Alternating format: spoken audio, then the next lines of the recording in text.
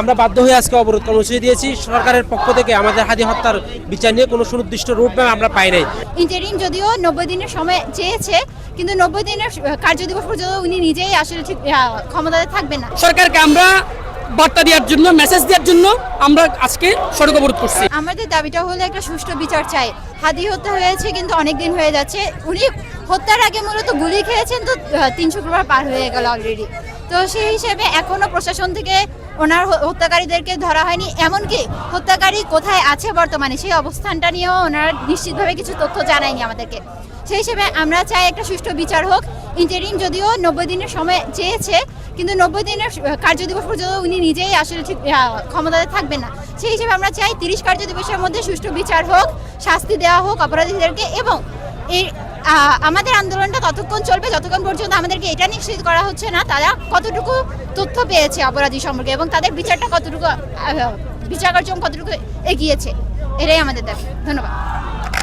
আজকে হাদি হত্যার প্রায় 8-9 দিন চলে গেছে।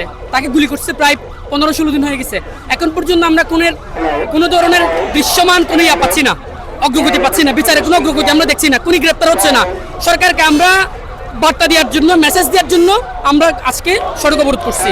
আমরা সরকারকে কঠিনভাবে বার্তা দিতে চাই, কঠিন মেসেজ দিতে চাই।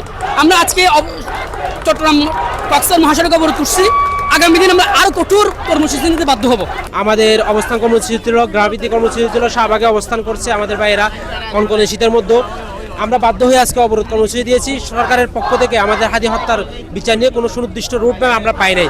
যদিও একজন পুলিশ কমিশনার এবং একজন উপদেষ্টা গিয়ে একটা আশ্বাস দিয়েছেন, বাট এই আশ্বাসের সাথে ইনকিলাব মঞ্চ সন্তুষ্ট নয় বিধায় আমরা আজকে রাজপথে নেমেছি। আমরা চাই যে আগামী 3 দিনের মধ্যে এই হাদি হত্যার সাথে জড়িত যত প্রভাবশালী লোক থাক না কেন তাদেরকে আসামি করে অবশ্যই দ্রুততম সময়ের মধ্যে চার্জশিট প্রদান করতে হবে।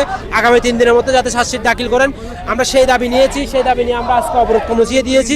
সরকার যদি আমাদের এই দাবির সাথে একত্রতা পোষণ না করে, কিংবা আমাদের এই ইনকিলাব মঞ্চের হত্যার শরীফ ওসমান হাদি হত্যার সাথে জড়িত তাদেরকে যদি বিচারের মুখোমুখি দ্রুত সময়ের মধ্যে না করে, তাহলে আমরা হয়তো বা এর চেয়ে কঠোর থেকে কঠোরতম কর্মসূচির দিকে আমরা যেতে পারি।